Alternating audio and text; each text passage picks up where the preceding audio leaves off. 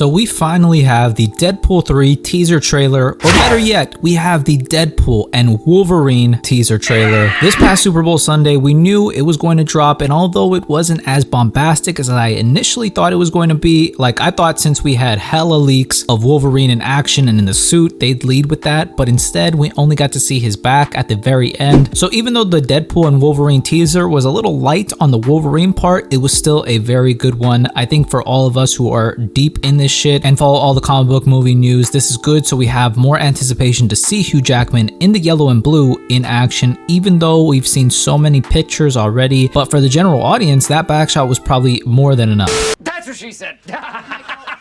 That was the shitting blood moment of the trailer. It's so wild to see that Marvel Studios logo for a Deadpool movie. I loved seeing all these characters back again. I really can't wait to see how they address this just stupid ass wig. We get our first little Deadpool fourth wall break in the MCU, which a lot of people, of course, were arguing about it on Twitter about how, oh, when She-Hulk does it, it sucks, but when Deadpool does it, everybody loves it, which realistically, yeah, and that's because I don't even hate She-Hulk. I'd love to see her again, but I do think you can have an accurate adaptation but a poor translation, if that makes any sense. Like legit, maybe She-Hulk just works better on paper than it does as a TV show, and that's okay. We'll get into more Hulk stuff in a minute, but it looks like Deadpool had been minding his own business and then the TVA pops up and snatches him. I don't know how I'm feeling about the TVA agent's new drip. I'm thinking significantly less sauce than in Loki, to be honest. I have not watched Succession yet, so I wasn't completely taken aback when we saw Matthew McFadden, but apparently he's playing a character called Mr. Paradox, who was only in one issue of She-Hulk, number 3 from 2005. He gets murked in the exact same issue, so I think it's safe to say this will be a fairly original character. The teaser is just meant to be a highlight reel of some cool stuff to get people hyped and not really delve into the story or plot, so I think they did a good job not giving away anything big, because there's probably going to be a lot of big shit in this movie. We got a couple Easter eggs that are, I'd say, pretty big, but might not feel that way just because, you know, I've seen set leaks of the Deadpool core and then of Sabretooth, but I'm locked into this shit, so I feel most Twitter users will say the trailer didn't go off, but again, I imagine for general audiences, this all went like super crazy. We got to see Patch, which people are speculating that this is going to be a Wolverine variant and not Hugh Jackman, so it'll be maybe like Daniel Radcliffe or Taron Egerton, which I'm hoping Taron becomes the new official MCU Wolverine after Secret Wars, which again, we'll get into in a minute. All the action looks good, lots of blood, good choreography, and good camera work. We see what looks like Hulk's bed frame from Ragnarok, and then at the end of the trailer, we see one of the bottles of soda from the Incredible Hulk. And so assuming this is a tease, and I'm hoping that Hulk comes through, they are finally in the sandbox to have all the fun that they want with the rest of the characters in the MCU that they haven't been able to have fun with before. And I absolutely need a Hulk and Wolverine interaction in live action, and if I don't have to wait for Secret Wars to get it, then let's fucking go. It's also just special that my childhood, really my whole life, Wolverine, Hugh Jackman, gets to have that first live action honor of fighting the Hulk, and it's just super special. I can't even explain it. That was such an unfathomable thing at that time when I was a kid. To see it now be so possible and be extremely likely to be coming, it just lights me up. Speaking of that, we're getting Pyro back, okay? Do I have any X2 fans in the building? And it looks like he's coming back with a comic accurate suit and with the ability, again, to play in the sandbox. And that sandbox in particular looks like it's taking place in the void from Loki, as we can see Alioth showing up and snatching someone. I'm getting curious if they get pruned or if they just traveled by Tempad to the void. I think the void could serve as a pretty good Battleworld, or if they use it as the resource, like the clay for forming Battleworld. But Battleworld is 100% coming, not just because of Secret Wars, but it would seem that Secret Wars issue number 5 was seen in the trailer. Obviously, we don't miss anything. Nothing goes unnoticed. This was deliberate. This specific issue is where Doom explains via a conversation with Molecule Man how Battleworld came to be because of Doom killing all the Molecule Men from the different universes, then baiting the Beyonders out and stealing their powers with the help of Doctor Strange, and how he became God King Doom. So this seems like Deadpool 3 could also be a substantial prelude to Secret Wars. Apart from, and I'm hoping not just a big setup movie, I think it will be extremely fun and a nice play in the sandbox for all the Fox characters, but also, and you know, most importantly, it'll have an extremely emotional story. I've always loved the Deadpool movies because, you know, I love humor, okay? I love laughing. Life can be so serious, so it's nice to forget, you know, your sorrows and woes when you can with comedy. The action is always top notch, and it usually has something emotionally substantial to latch onto. Lastly, we saw a bald ass head during the trailer, and this is speculated to be Emma Corrin's character, which is said to be Cassandra Nova, the twin sister stillborn of Professor Xavier, best described as a word I can't really say here on YouTube, but it starts with a C. She would be a thunder seed, if you catch my drift, but she hasn't been in many comics. She first debuted in New X-Men 114 from 2001, and it's kind of weird because this is when X-Men Volume 2, which started around 1991, was renamed to the New X-Men. That's why it started at 114, but she has like a 12-issue arc where she orchestrated a huge mutant genocide and takes over Charles Xavier's body and then leaves his consciousness in her old decrepit body and infects all the X-Men with micro sentinels into the mutants' bloodstreams to make them weak, all to get to Cerebra, the newer version of Cerebro, so that she can enact this plan on a grander scale. So maybe Cerebra finds itself into the void and they need to stop her from getting to it, and maybe she's trying to wipe mutants from the multiverse. No idea, really, just pulling a speculation out of my ass. I highly recommend reading New X-Men, especially this arc from issues 114 to 126. Grant Morrison is such a beast already, but paired with Frank Quietly's art, it's just goated with the sauce season. It's so interesting that they picked this scene from the Avengers Age of Ultron, but it seems like it's because that's the last time the main core Avengers were together at the same time. So maybe that's what they're going for. At least one main Avenger has to be here for Deadpool to interact with, so I wouldn't put it past being the Hulk so they can have their fight. I also feel like Hemsworth would be game for that, but I've been hyper excited for this movie ever since it was announced, and I'm still so excited to see it. This week has been such a we are so back week for Marvel. It just gets me so excited for the future. All in all, let me know what y'all thought of the teaser, whether you guys liked it or not, and any predictions you might have for the movie. I'm all ears. That's pretty much it. If you liked the video, leave me a thumbs up, comment down below, and if you want, subscribe. I always appreciate it. Thank you guys so much for watching. I hope all of you guys are well, and I will see you in the next one.